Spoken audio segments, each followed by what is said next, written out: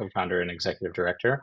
And I'd really love to welcome you and all of our panelists and our audience and members of the press to our press conference on offshore wind. So elected officials to protect America, we are a network of state and local elected officials across the country who care deeply about protecting our planet and our people. Our mission is to solve the climate emergency, ensure environmental justice, and protect our lands, waters, and democracy. Our core principles are public stewardship. We believe that elected officials are public stewards of our democracy and our future. Courageous leadership, that elected officials must step up and courageously lead in the face of crises like the climate emergency and environmental injustice. And collective power, that we do together by working together across jurisdictions, across state boundaries, at every level of office, have the power to turn the tides on these issues and to implement solutions. So the purpose of this press conference for today is talking about how, for security and equitability, that offshore wind can be a major driver for America to get off of fossil fuels. Recent reports just out this week say that the fossil fuel industry knew about the devastating effects of their products burning fossil fuels for over 70 years, since at least 1954, and yet have been engaged in a multi-decade campaign of disinformation. And we are seeing the effects of that with the extreme weather that we've seen across the country this year, across America, and how the climate crisis is an existential threat for the future of our planet and the survival of our democracy and our communities. And so we need solutions, and we have solutions such as offshore wind, which are creating jobs and have the immense potential to benefit our communities, protect our coasts, and to create jobs and phase out the fossil fuels which are damaging our communities. This is one quick example. NREL, with the Department of Energy, the National Renewable Energy Laboratory, has concluded that offshore wind has the potential to generate 2.8 terawatts of electricity for America, and that's estimated powering 350 million homes, easily surpassing all of the homes in the country. So we really are in the vanguard of a new, clean, renewable energy industry, and offshore wind has that potential to be the biggest lever that we can pull to reduce our emissions, address the climate crisis, meet our energy needs, and grow our prosperity and create jobs across the country. So, and because it has such immense potential to protect our environment and the workers and benefit our communities, we need to make sure that it does so. So that's why today we're announcing that 550 elected officials from across the country are supporting responsible, equitable offshore wind power development. And so we'll hear today from elected officials from coast to coast, from New York, New Jersey, Massachusetts, and California. And first, we'd love to introduce Deputy Supervisor of the town of East Hampton, New York, Cate Rogers, who's also on our Leadership Council. And she'll give an update about the exciting progress with offshore wind development in her community and in New York State. Deputy Supervisor Rogers. Yes, thank you, Dominic, and thank you for the EOPA for giving us this platform to be able to speak out about our personal smaller town experience and why this brings us all together and it impacts every community in the country. My town is a coastal town, the town of East Hampton. We are greatly impacted by the impacts of the climate crisis. We know that solutions exist for us in our area of the world. We have a world-class renewable energy of offshore wind, and for us, it is the answer to being able to transition to renewable energy. And we know globally, I'm sure everyone here is aware, I'm preaching to the choir, that the transition to renewable energy is essential and must happen as fast as possible to mitigate and to try to hold back future devastating impacts of the climate crisis.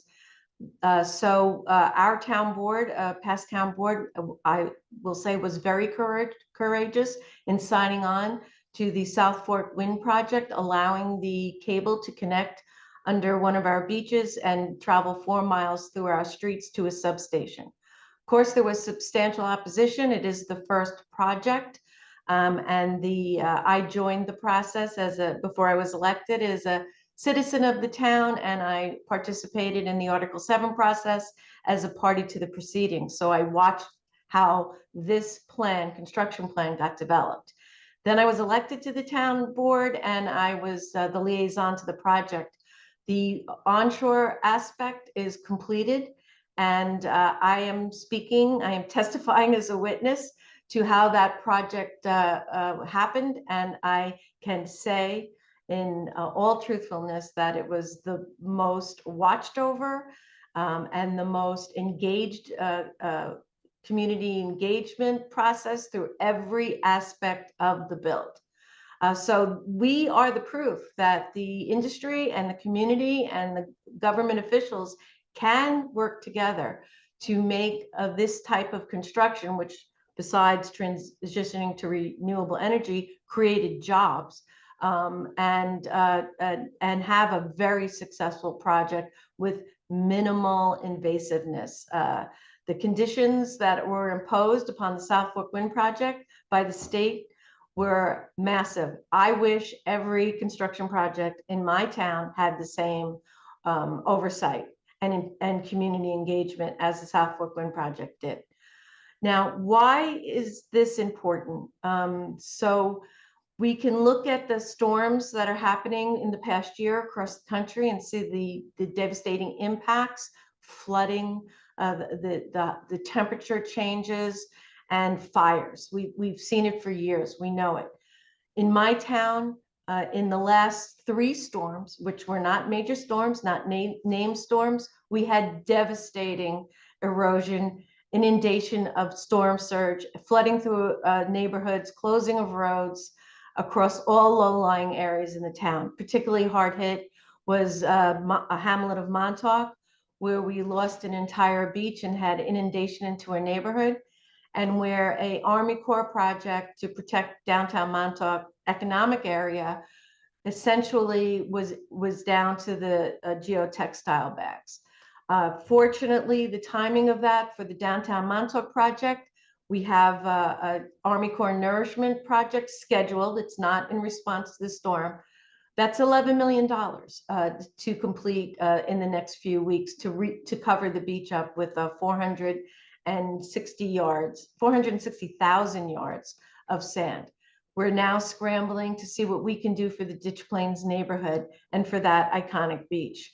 We also had many roads closed in our town for flooding. We're impacted by the southern pine beetle devastating our forests. So we're not talking about future impacts. We are talking about impacts that we're dealing with right now.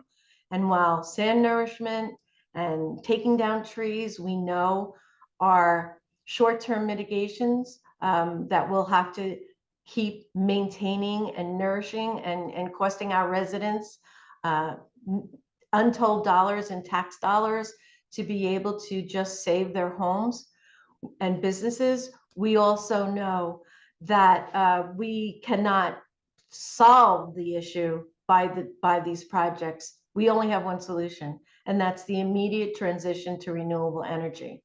And we cannot waste such a valuable natural resources as offshore wind and not use every bit of it that we can.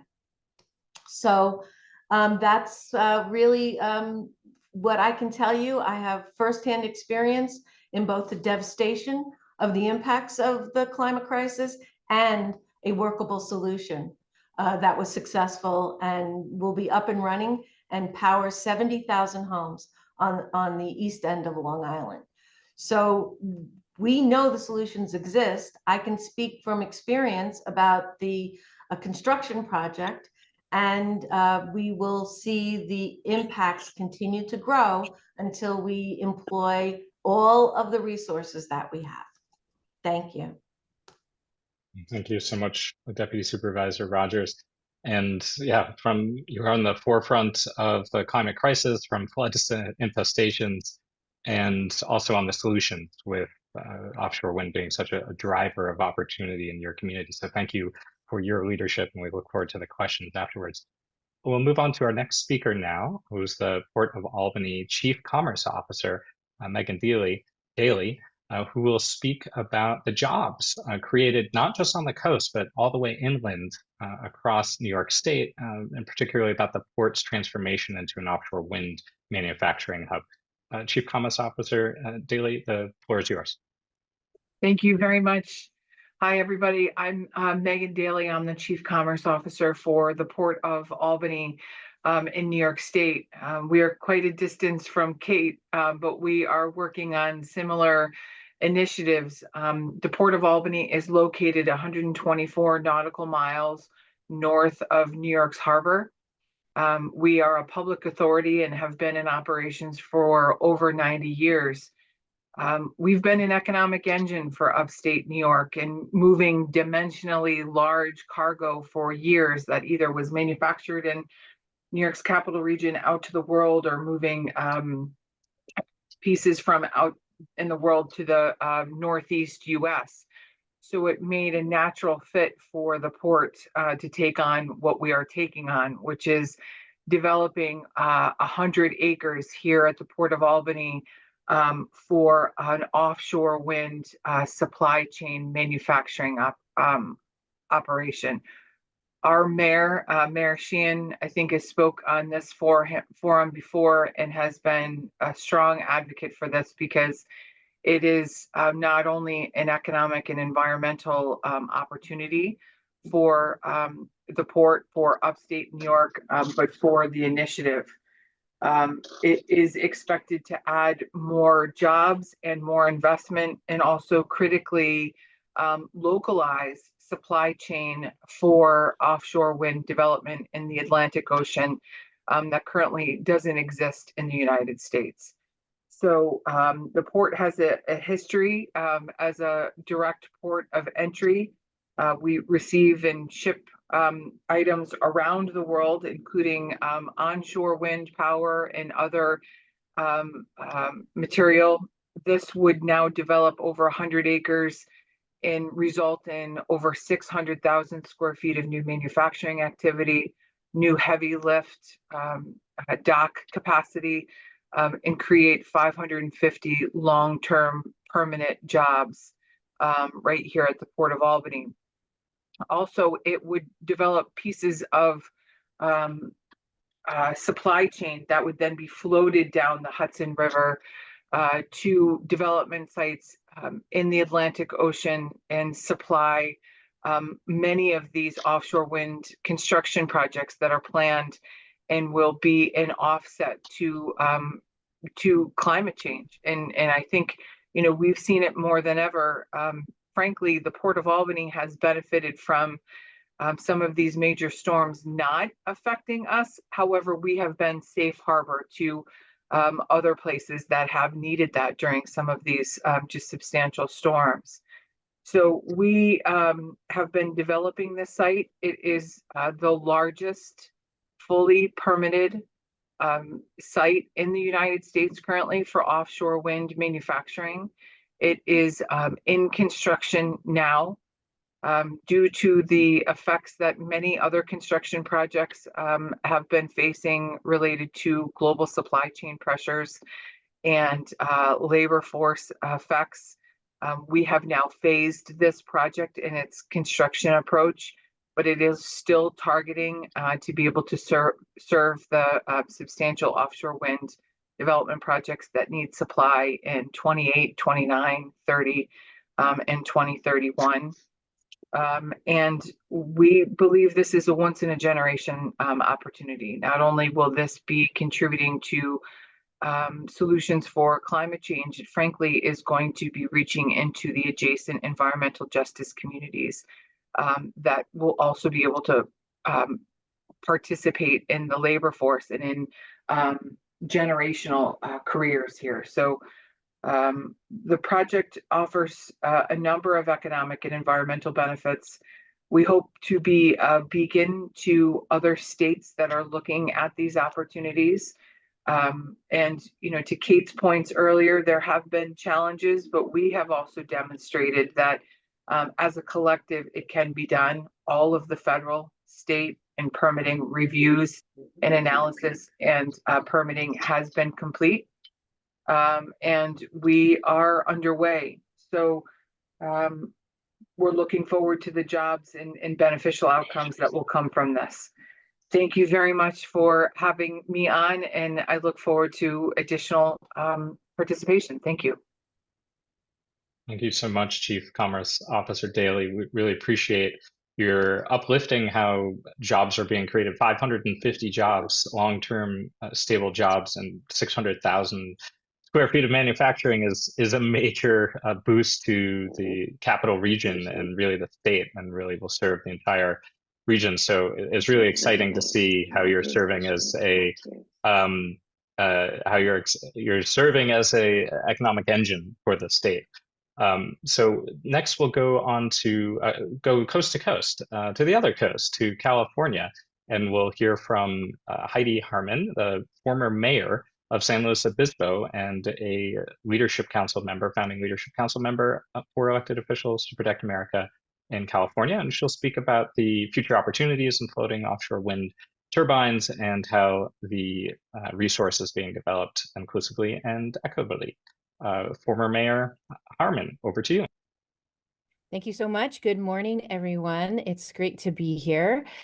Yeah, as Dominic said, I've been the former mayor of San Luis Obispo. I ran on climate. The Central Coast, I think, has really become a very committed to climate action community here. So we're excited to be in the process of really seriously looking at offshore wind here for the Central Coast, and of course, with implications well beyond our region here. This January, I was really fortunate to be part of a convening of citizens, elected officials, nonprofits, really, I think EOPA, Elected Officials to Protect America, did a great job of bringing in a true variety of stakeholders to share their ideas, hopes, and also their concerns. And so we discussed offshore wind power and what the build out in Morro Bay means to us as a community, to working people here, and to the local indigenous efforts here, and fishermen, and all of those implications here. So as your former mayor and city council member, as I said, I know how important it is to discuss how a new industry will affect our community, our region, and our state. And I've watched our beautiful community become more environmental with our climate goals, and every issue I backed, and I was proud to gain your support and wisdom as we analyzed what would be best for our community together. So we really work on things here. We get a lot of community input to hopefully come to the best solutions possible with the most positive impact and mitigate any negative impacts. Offshore wind is no exception to this process. And so we know that creating a new industry is never without issues, and people should absolutely voice their concerns, as I always have, and encourage you to do so as well. This represents a big change, a revolutionary change that will herald a clean energy economy. And it's critical that as we process offshore wind in a way that ensures that our workers and communities receive the benefits from this new industry, and that labor and environmental protections are, of course, followed. California is laying the groundwork to power 25 million homes with 25 gigawatts of clean floating turbine offshore wind electricity by 2045.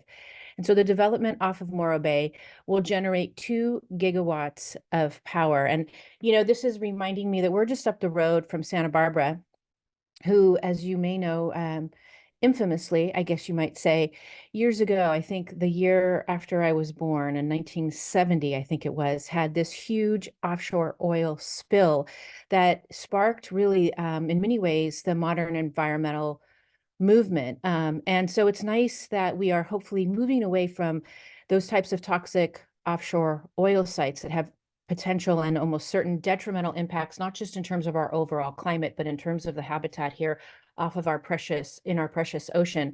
And that we're looking at something that's going to have a lot of benefits for the community without those toxic, detrimental potential impacts that we've had in the past here off our coast here in California. So last year, the state enacted major laws that will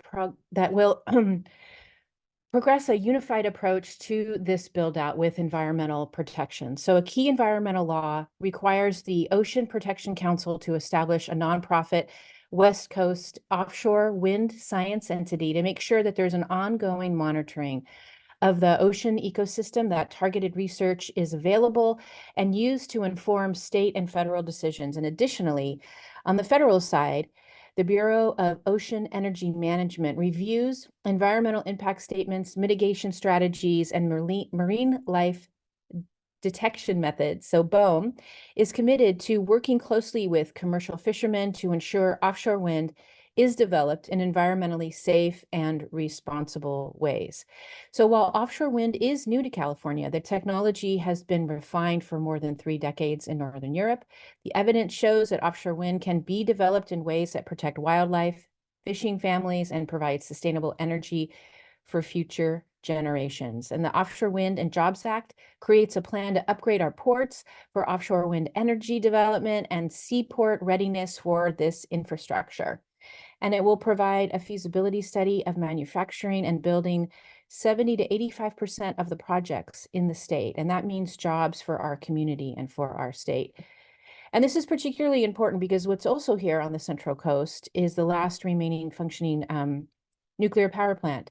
And so those jobs will, and that's being set to be shut down at some point relatively soon still, it sounds like. And so those jobs are high paying jobs. And so that's one of the sensitivities here on the Central Coast is making sure that we continue to have industry here on the Central Coast that can support working families. And so this is an exciting opportunity here. So let's see, the central buyer mechanism of the California Department of Water Resources will facilitate a procurement of power from large-scale, long lead time projects like offshore wind, battery storage, and geothermal. And this law gives the state the ability to enter directly into contracts with offshore wind developers, which helps to provide market assurance for developers while affordably progressing the energy transition for ratepayers. So labor advocates praise this law, saying that it's the beginning of a new clean energy economy for California. So just after our offshore wind discussion, the California Energy Commission unveiled a draft offshore wind strategic plan, and it includes assessments and recommendations related to marine resources, sea space planning, tribal and fishery relations, permitting, workforce development, port development, and transmission. And the state extensively researched roadmap. And so offshore wind has become the centerpiece of the state's plan to eliminate fossil fuels from the retail electric supply. So offshore wind can deliver clean electrical power around the clock. These offshore winds are the strongest in deep waters where the floating turbine platforms off our coast will be located. And with battery storage, offshore wind can supply never-ending power, right? True energy independence at a time where, you know, we are seeing the impacts around the globe of the lack of energy independence. And so this is a very exciting aspect that has, you know, implications for our national security as well.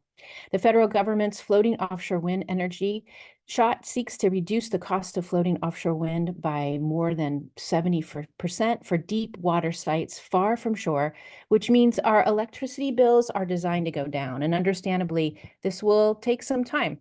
But I'd rather have a secure and safer future breathing clean air than risking our children's inheritance with dirty fossil fuels. Because every day we breathe in exhaust fumes that warm the planet. And offshore wind clean energy will help mitigate the climate crisis. And we've seen storms with mega waves crash into shoreline communities. The oil jacks near our beautiful city still leak. We don't, just want to be clear, we don't have that in our community of San Luis Obispo, but that is a problem throughout the state of California. We still see so many children sent to hospitals with breathing ailments like asthma. This, of course, disproportionately impacts lower income communities. In order for our state to meet its clean energy goals on our path to energy independence from fossil fuels, we should absolutely be embracing the gift of offshore wind energy because we have a choice. And so I hope that you will in support of the energy that we need here with offshore wind. So we're here on the Central Coast to be embracing renewable energy technologies of various types. We also have one of the biggest solar fields, I think, in the world. I think it was the biggest at one point, and now I think it's second biggest. And we have Central Coast really embraces the renewable energy revolution. And so we're proud to be a central part of this offshore wind conversation here on the Central Coast. So thank you so much. Thank you so much, former Mayor Harmon, for your comments. And yeah, as you've said, California has been on the forefront of environmental issues, environmental leadership for decades. And go no further than the Central Coast for the epicenter of the leasing and opportunities to help California and the entire west of the country get off of fossil fuels and transition to clean energy. So, and you mentioned Santa Barbara. We'll head down the coast just a little bit to also on the Central Coast to Grover Beach City, where Councilmember Clint Weirick, who is a signatory on our letters, one of 550 elected officials across the country supporting responsible offshore wind development. And you'll talk about the potential for offshore wind for your community and state. So, Councilmember Weirick, the floor is yours. Thank you. And I'm very excited about offshore wind coming to California, especially here on the Central Coast. It has the potential to be the greatest lever we can pull to reduce our emissions, address the climate crisis, meet our energy needs, and grow our economy simultaneously. It's a key to a prosperous, healthy future. With approximately 2/3 of the United States offshore wind energy potential lies in deep coastal waters where water depths reach 3,280 feet or more. Water depths of this magnitude are too deep for traditional bottom-fixed foundations, and instead require floating offshore wind technology. It'll be in these deep waters where California's offshore floating wind turbines will be located. Fixed bottom turbines often disturb the seabed as they're similar designed to oil platforms. Floating offshore wind turbines have long cables that are anchored to the seabed. This is the difference. Even in Europe, seaweed and mussels will be harvested this year on some of them. These deep water offshore winds are always blowing and are stronger than land-based wind, thereby giving the state never-ending clean energy. Yep, actually, and something even humble earlier this month at their Bay Harbor Recreation Conservation District, they received a grant of $426.7 million to build the first offshore wind terminal on the Pacific Coast. And that's going to serve the construction and maintenance of floating offshore wind farms, and really does mean that the build out for the industry has begun. Their district worked with local officials, community stakeholders, including tribes, to make sure the grant covers environmental restoration and ensures eco shoreline. And that Canby Wind Farm will produce 2.6 gigawatts of clean energy. Obviously, we're looking to do a lot of that kind of similar work here on the Central Coast. And with the work that the governor, the state lawmakers did for responsible offshore wind, actually starts back in 2021 with the passage of Assembly Bill, which we call AB 525. And it did provide the roadmap needed to do this work. And Heidi mentioned how the California Energy Commission, when it released its draft offshore wind strategic plan, really, and also later on the Offshore Wind and Jobs Act, those really did start showing that California is open for business to the industry, and we have a lot more laws that back that up. And California, with its long coastline and large population centers, really do make it easier to harness economies of scale with energy purchases. It also means supply manufacturers can be located all across the coast, and existing ports could be expanded. Transitioning to a clean energy future isn't just a win for the environment, it's a win for all of our local businesses too. And the strong offshore wind industry will create thousands of good paying union jobs to help working families. The transition to clean energy is key for environmental justice communities and low income neighborhoods that have disproportionately borne the brunt of pollution for generations throughout our state. And these communities continue to suffer higher rates of asthma, heart disease, cancer, because they're located amongst operations or factories burning fossil fuels. So clean energy future also means an energy independent future, one where we don't have to worry about oil and glass fluctuations that hurt our pocketbooks, one where our residents can breathe clean air, and one where our communities could really flourish without the constant threat of extreme weather events ripping our infrastructure, our homes apart, and worst of all, taking lives away. And last year in our county and across the Central Coast, we did see how the major storms really did do that too and destroy different communities. So climate change is live and well in its destructive nature that we have to work to prevent. And with the 25 gigawatt of clean offshore wind energy feeding our grid, that yes, by 2045, the future will be bright, literally with electricity to power thousands of homes and electric vehicles. And being born and raised here in San Luis Obispo County on the Central Coast, it's no doubt we will benefit with the electric energy provided by the 4.6 megawatt wind farms. We do need offshore wind to continue to phase out fossil fuels from our retail energy electric supply and gain that energy independence that Heidi was talking about. So we could all live healthier lives, breathing clean air, and continue to benefit from this developing new industry. So out here in San Luis Obispo County, our residents are definitely going to be on the forefront of this too, but also strong partners within the industry and also within different environmental justice communities. And I thank EOPA for really highlighting this and doing this work early on too. Your partnership's truly appreciated. Thank you. Thank you so much, Councilmember Weirick. Really appreciate your comments and also for your leadership on the Central Coast on this issue and for being an early signatory on our letters as we look to lift up the facts and the opportunities and the benefits of offshore wind. And really the work that's needed to ensure that it's protecting our workers, uplifting workers, and ensuring environmental justice on our coast as well to make sure this benefits everyone, which has immense potential to do. So we're really excited. So we'll move next back to the East Coast to Massachusetts, which has been in the offshore wind conversation for perhaps longer than most areas on the coast, to Franklin Councilmember Cobi Frongillo, who's also happens to serve as Deputy Director for Renewable and Alternative Energy for the Department of Energy Resources for the Commonwealth of Massachusetts. And Councilmember Frongillo will speak about the Ocean Vineyard's progress and what it means to be connected to the grid. So Councilmember Frongillo, over to you. All right, thank you. I echo all of the comments of today, but as the sole member from Massachusetts, I'm proud to be in a Commonwealth that's on the leading front of this exciting young industry. Massachusetts just had its first project, Vineyard Wind 1, deliver power at the turn of this new year. It's going to be the first large-scale commercial wind farm in the U.S., and we're excited about its emissions reductions, energy security, long-term cost savings. But I want to focus specifically today on its benefits to economic development and job creation. So the first project alone is going to reduce emissions equivalent to taking 325,000 cars off the road, generate electricity for more than 400,000 homes and businesses, and save customers about $1.4 billion over the first 20 years. Importantly, though, it's also expecting to create more than 3,600 full-time equivalent job years. And we're only surpassing those anticipations. To date, the project has already created 1,989 jobs overall.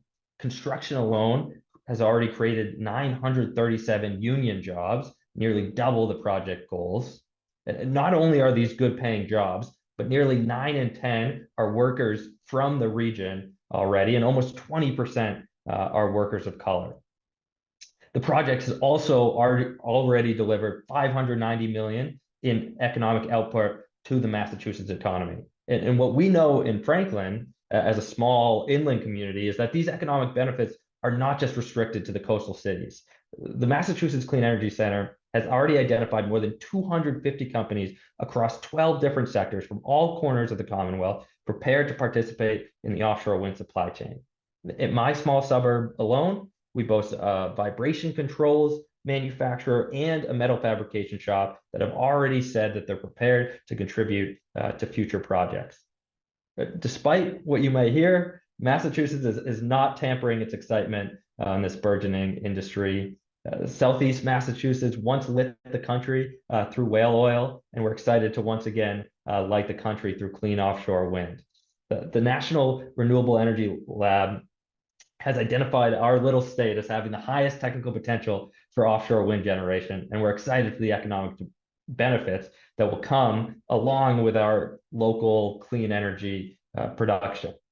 The American Wind Energy Association anticipates between $28 and $57 billion of total investment in the U.S. economy in this decade alone in the offshore wind industry. So what I'll leave you with is that if not for recognizing the urgency of the climate crisis, we in the Commonwealth wouldn't mind other communities taking longer to come around, but we'd be happy to take a larger share of that economic pie. Thank you, everyone, for your time and for taking time to hear about this important new industry. Thank you so much, Councilmember Frongillo, for your comments. 2,000 jobs, 900 union jobs. I mean, you're underscored in your comments how these are good local jobs that cannot be exported because they're creating homegrown energy right here in our communities, which is pretty exciting.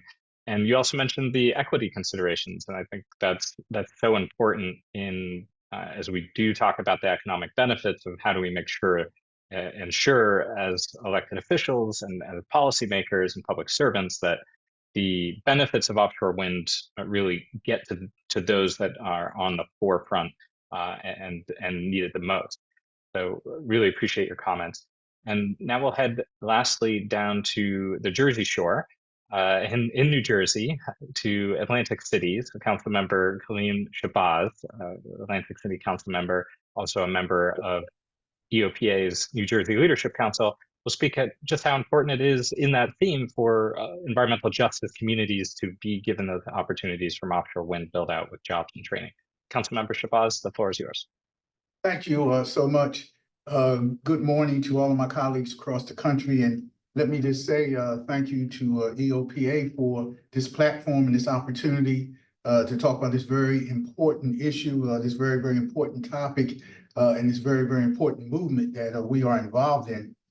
Let me say that Atlantic City offers, in my mind, something that all of the former speakers have spoken to.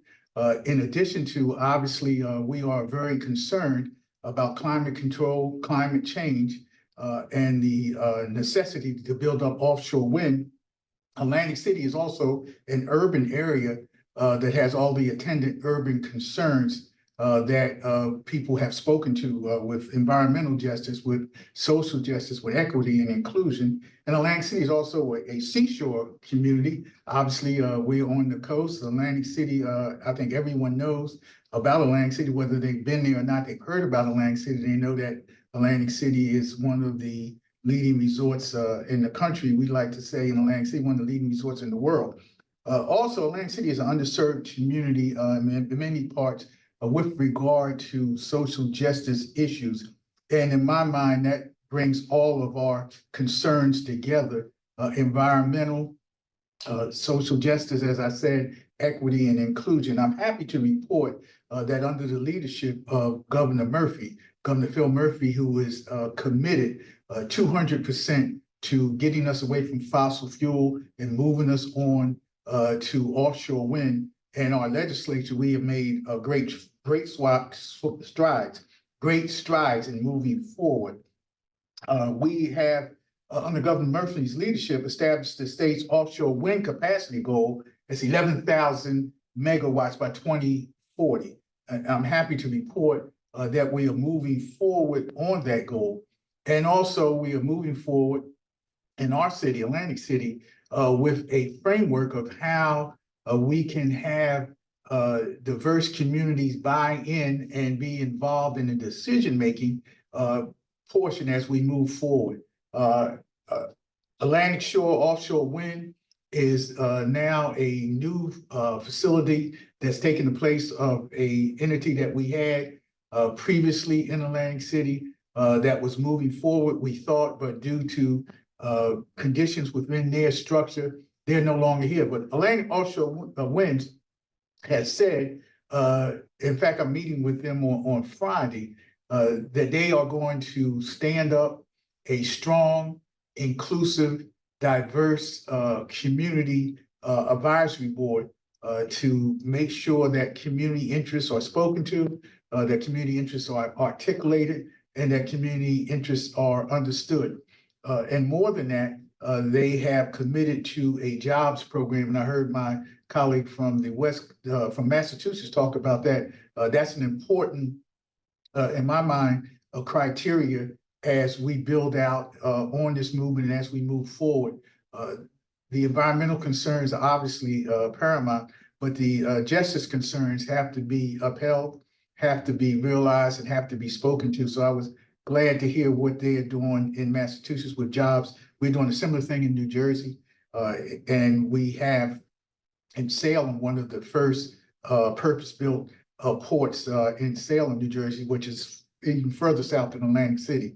So we are moving forward very strongly with the united leadership of our governor, our legislator, local elected officials in Atlantic City and in South Jersey to make sure that we continue to have progress, that we continue to have our efforts meet the very dire environmental concerns that we see all across the country, and really all across the world. So Atlantic City, you will be hearing more from the efforts that we're going to be engaged with our partners across the state. Also, our leader, one of our leaders in New Jersey, who couldn't be on today, former Commissioner Karen Fitzpatrick, is leading the way as those of us who are elected continue to work very closely with environmental concerns and with the environmental industry, with the offshore industry. I think it's important that we keep these partnerships, these collaborations going in order to make progress. I'm encouraged by the activity today, encouraged by what people are doing across the country. And I just want to let you know that New Jersey is moving forward.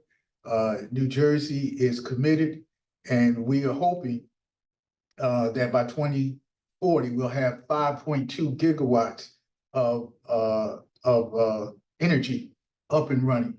So that's my report from Atlantic City, and I'm sticking to it. Wonderful. Thank you so much, Councilmember Shabazz, and really appreciate your comments as well. And I think you underscored just how important it is, particularly in every state, and for New Jersey, the importance of state level leadership with the governor, the leadership of the governor, the leadership of the legislature, and moving responsible offshore wind forward, and also to ensure that there is a role for elected officials to ensure a policy framework to ensure that diverse communities are benefiting, and that offshore wind developers are prioritizing the communities, the workers, that offshore wind will benefit everyone. So really appreciate your lifting that up and your leadership as well. We have some questions that have, you're welcome. We have some questions that have come in. So I'll start first with what specific jobs, it was mentioned by in a few comments, but what specific jobs do you envision specifically in your communities, and how will the ripple effects of those play out? And I see Councilmember Rogers, Deputy Supervisor Rogers, and perhaps Chief Commerce Officer Daly, and Councilmember Shabazz. I'd love your thoughts on this question. Thank you for the question. What's very important is the added benefit of the job creation. Here on Long Island, our unions all supported strongly our Southwick Wind construction project, as the large-scale development of infrastructure jobs have virtually disappeared from Long Island. And so these types of new industry jobs are promise and hope for all of our union members to be able to have jobs. These jobs have to be at prevailing wage. The state has made it clear through legislation that union jobs will be the jobs that will be hired for all the work, both onshore and off. And with the creation of any new industry, from the folks that are going to, do the construction work, through the suppliers, through the chains of transportation, you're talking about thousands of new jobs. Just for the installation or the creation of the blades and turbine, we saw over 300 jobs created.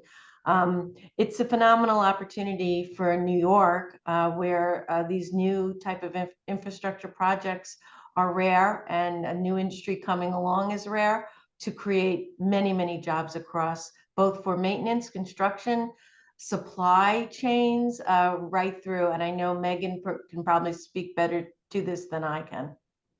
Well, no, I think you're right on. And it's really interesting to me to hear it from you on the Eastern Shore and us where we are upland, because it does show the dynamic and widespread opportunity that is here.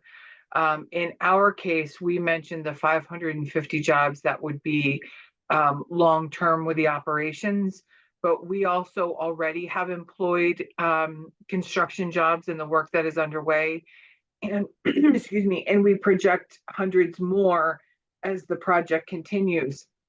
But we recently did a economic impact assessment of the project with a third-party strategic economics team, because we wanted to verify what we were saying and what we're seeing and what the plan is. And it's substantial. It verified not only what our expectation is for jobs on the facility, but the induced and indirect jobs that can come as part of this.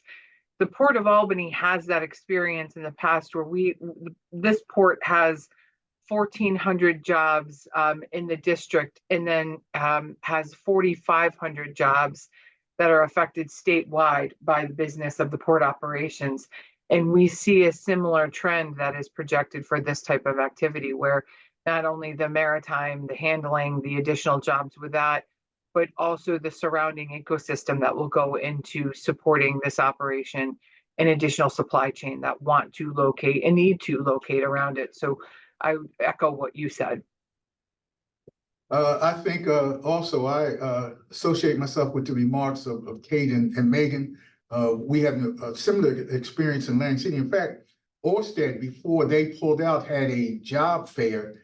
And I know a lot of my colleagues have history with job fairs. A lot of times you have job fairs and they don't really result in jobs. But Orsted did have a job fair that resulted in several leads to jobs, offshore wind technicians, supply chain has been described, and other jobs. I'm happy to report that Atlantic Shore has kept up that commitment, and they're going to make sure that we have those job opportunities. But one thing that I forgot to mention, New Jersey is a very strong union state. The unions are on board. And in addition to that, there has to be training a lot of times. If you're looking at underserved communities or communities of color, they need to get in the union, but they need to be trained for those jobs. So I think this is an ideal time. We're finding in New Jersey that with the partnerships with elected officials and unions, that we can do a couple of things. We can make sure that people are getting jobs. We can make sure they're trained for these new careers, and we can make sure that we help diversify the unions. Wonderful. Thank you so much for those comments. We've got a number of questions pouring in here. So another question, since you mentioned Councilmember Shabazz about the cancellation of Orsted, the question is, in New Jersey and elsewhere, there have been some cancellations in New York as well, and some delays to offshore wind projects. How do these impact the state's climate goals and pursuing offshore wind? Well, in New Jersey, I'll speak for New Jersey quickly. We are moving forward. We have, as I said, the replacement by landing offshore, and I have two more that has just been confirmed by the governor and our BPU. So we have replacements, and I am thinking from our Department of Environmental Protection that we're just about on board, even though Orsted obviously was not a positive thing when anybody moves out of development. But I think we have replacements and we have a commitment. I think the key thing is the commitment. You must have a governmental commitment. You must have a partnership. And if you have that, I think you can continue to move forward. In New Jersey, we are continuing to move forward. Even though we had that setback, we are moving forward. Wonderful, thank you. So related to that question, according to Brown University, this is just some background for context, the research has shown that fossil fuel industry and linked groups have funded over $72 million in disinformation campaigns. So we are definitely in that context of disinformation. So in your communities, so this is for each of you, what are some of the misconceptions that your communities have had or elected officials have had, and how are you responding to those concerns?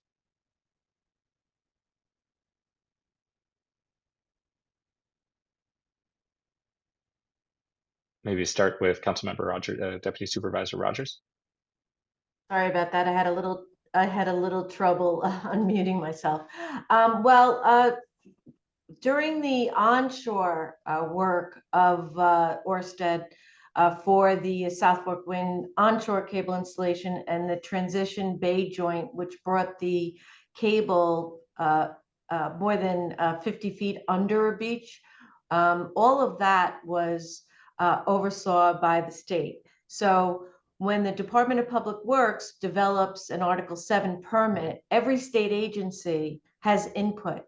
And the Department of Environmental Conservation were very important partners in developing on-land protections for both species, endangered species, but not only that, but also soils and protection of native plants. So there are available on the Department of Public Works website all of these detailed plans, which were went to how even storm drain or SWIP, stormwater was going to be dealt with, how any groundwater that was taken out of the construction trench would be handled, if it was how it was tested, where it was stored.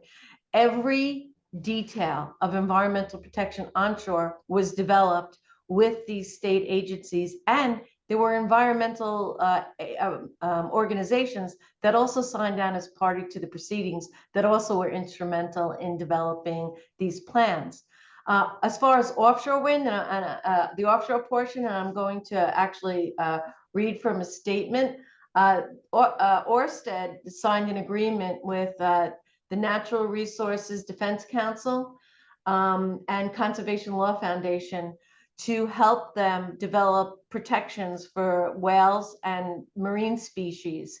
And they work together. And this is what working together, there's this misconception that it's, environmentalists versus construction versus union versus folks who care about the environment, but that's actually a false statement and pretty much used by a lot of opposition to the development of renewable energy.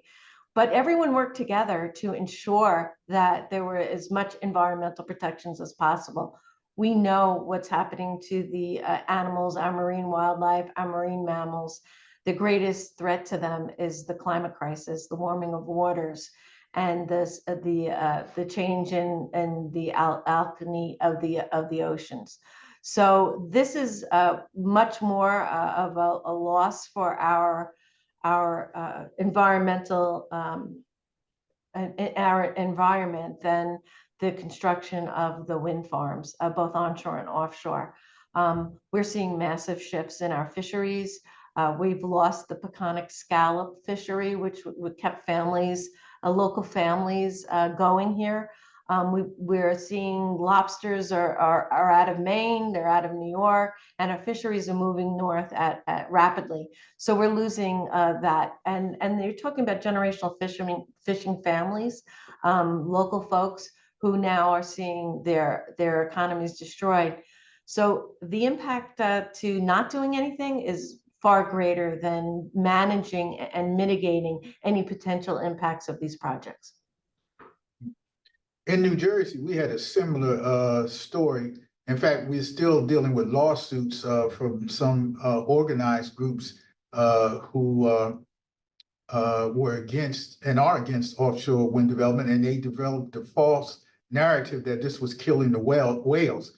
And I think that we've sort of breached that gap with the combined pushback of local officials, state officials, and environmental groups. And Cate is exactly right. You have to have that coalition to move forward and to let the public know that some of this opposition is well-meaning and well-intentioned, but some of it is political and organized by people who don't want to accept the fact of climate change, who want to deny climate change, and who want to stop the efforts to have offshore wind develop as a force in this country. So you have to mobilize and you have to give, where there's bad information, you have to give more good information and let people see really where we are really actually at in terms of the environment and in terms of what we are doing, not just for our generation.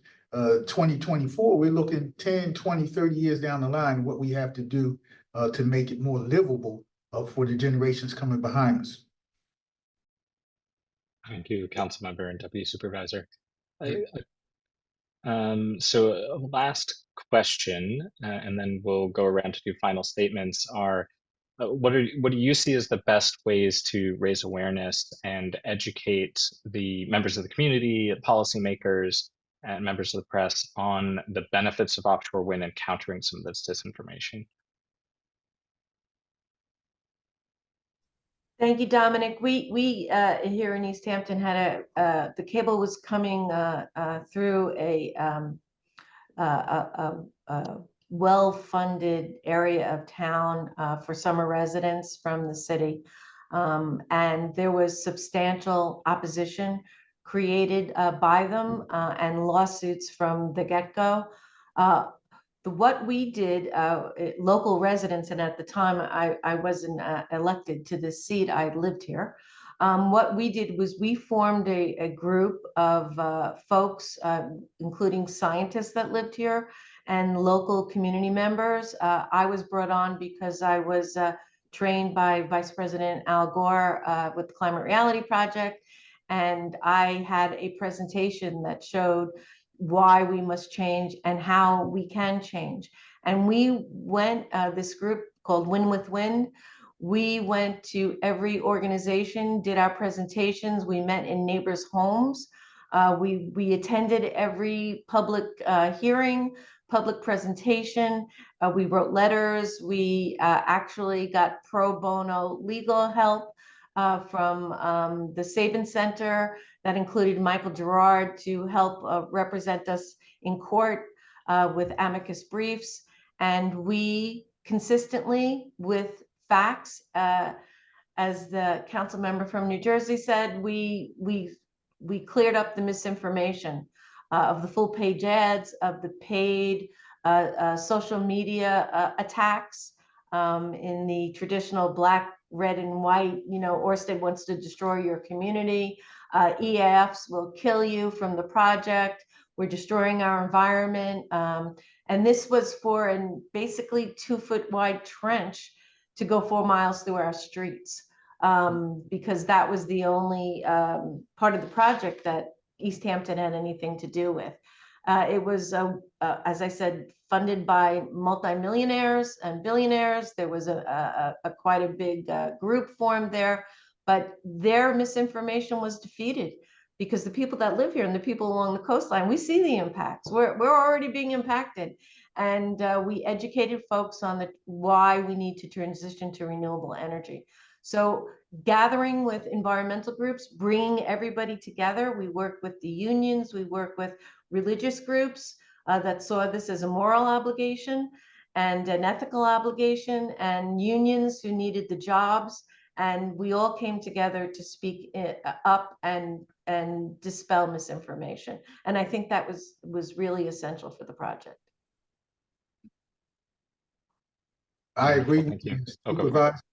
I agree with the supervisor quickly. I think you have to do all of that, she said, and I think also we have to get prepared. 2024 is an election year. I have to tell people in this presentation, this event, how important 2024 is going to be. And I think we have to mobilize to fight back those forces that will want to intensify during the campaign the same misinformation. Yes, I just want to add to council members very wise words there, Shabazz. That's why I ran for office, because after that effort, I saw how important it was to be in the decision maker seat. You're correct. Well, I think that's a wonderful way to close and a great summary. So thank you so much, Councilmember Shabazz and Deputy Supervisor Rogers and all of our speakers who had to move on to their next commitments. And we just really appreciate your leadership and again, the purpose of this press conference is announcing that more than 550 elected officials from across the country are supporting responsible offshore wind development, and to ensure that that offshore wind is benefiting our communities, our workers, and uplifting our economy and prosperity, which it has the immense potential to do. And it's up to all of us to ensure that we make that happen together. So thank you so much. With that, we'll ask our panelists to stay on just for a few minutes afterwards, and really appreciate everyone, all the members of the press and other members of the audience for participating today. And thank you so much, and we look forward to being in touch very soon.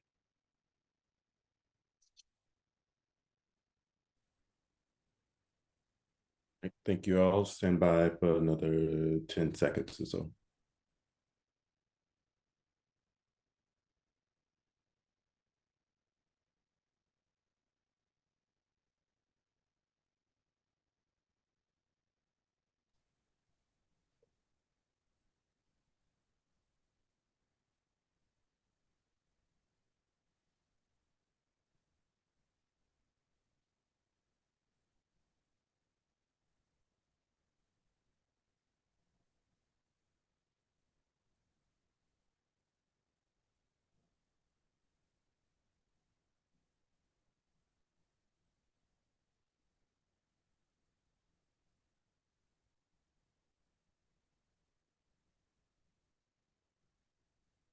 All right. So thank you so much. Yes, thank you, Christian. So I'll hand it over to you, Christian, now to lead us through the 30-second segment portion.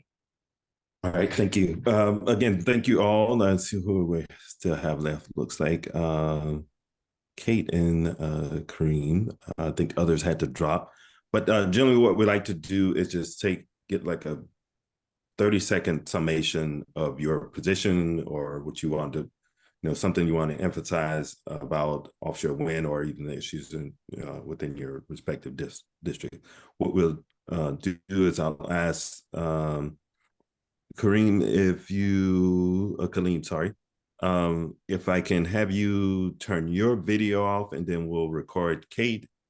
And then Cate, I'll ask you then afterwards to turn your video off, and we'll record Kaleem. What we'll have is just a video, like a 30-second video segment that we can use to add to highlight this press conference. So with that, ma'am, I have you up and ready to go, and I'll count you down.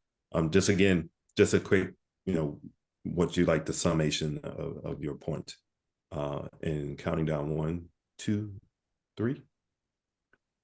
So thank you to EOPA for this platform and for organizing elected officials. We tend to only speak within our own constituencies, and therefore the importance of 550 elected officials signing on to support offshore wind is crucial for its development across the United States. I'm speaking from East Hampton, where we've already had a project that has completed its onshore work and is moving to its offshore work. That's a South Fork Wind Farm, which will power 70,000 homes on the East End here on Long Island. We're the first project in New York State, and why it's important for me to speak up is to tell of the experience of the town of East Hampton, both going through the permitting and construction phases for an offshore wind project and being able to speak to many mistruths that have been out there about such a project and the success of such a project, and also being able to speak to the devastating impacts that we're seeing already in my town of the climate crisis. Right now, we have people that are trying to deal with inundation from storm damage, from just recent smaller storms, and the loss of many beaches. And how can we as a municipality help our residents to recover? So dealing on both sides of that situation, I am happy to join this group and speak out for the support of offshore wind. All right. Thank you, ma'am, very much. That was excellent. Feel free. You can stay on if you have questions or want to engage. If not, feel free to drop off if you have another schedule. I do have another scheduled meeting, and it's about sand. So thank you for the opportunity. I'm sorry I can't listen to Councilmember Shabazz because he's an excellent speaker. All right. Thank you Awesome. so much, Kate. It was an amazing job. We'll be in contact, and yes, thank you so much again. Thank you so much. Talk to you soon. All right, and Councilmember Shabazz. Now, Yes, sir, is it possible? I see your camera seems like it's elevated above you. yes, yeah. Can you see? Am I all right now? Yeah, I can see you. I'd like to just be able to zoom in. What we'll do is we'll go ahead and record you. I may end up just using your audio instead of your video, but other than that, we'll go ahead and get your statement and we'll use your. I was set up by my IT people. Wait a minute. No worries, sir. No worries. Your voice is just as powerful. So whenever you're ready, I'll count you down from 3, 2, 1. I want to thank EOPA for this opportunity. This is a very critical moment in the development of offshore wind for New Jersey, of course, and for the country also. I think that as we move forward, and especially 2024, which is a presidential election year, as we look at how we're going to develop the priorities around climate change and the very important issues and concerns that we have as a nation and a country, I think it's important that elected leaders, 550 and hopefully even more, not only sign on to letters and petitions, but that we continue to build out the coalition that we need to make the offshore wind movement successful. And that's a coalition with elected officials, environmental groups, unions, and people in general. We have to keep putting forth the correct message that, number one, climate change is real. Number two, we can do something about climate change. And number three, that it impacts and affects all of us. And I think as long as we stay united, keep expanding our coalition, keep communicating and talking to each other, and keep letting people know that even though people have turned and formed the conversation in political terms, this is not a political issue in the sense that we understand politics. It's an issue of public policy, and those of us who are elected can affect public policy. But more than that, it's an issue of these, not only survival of our planet, but the quality of life of those of us here and now in this generation and future generations. I think it's also important that we uphold the question of equity, inclusion, social justice, that those of us who live in urban communities and underserved communities that disproportionately are impacted by climate change, that we not only join on to this movement, but that we sign on, get involved, and make sure that everyone sees how they are impacted by climate change and how offshore wind offers us a way out.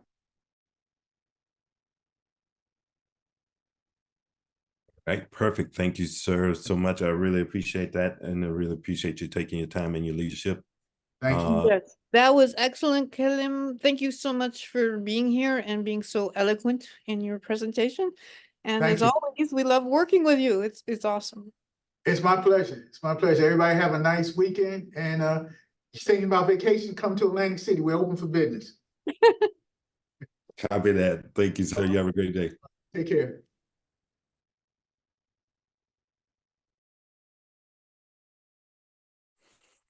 All right, team. I'm going to end this so the video can start to render and I can get it to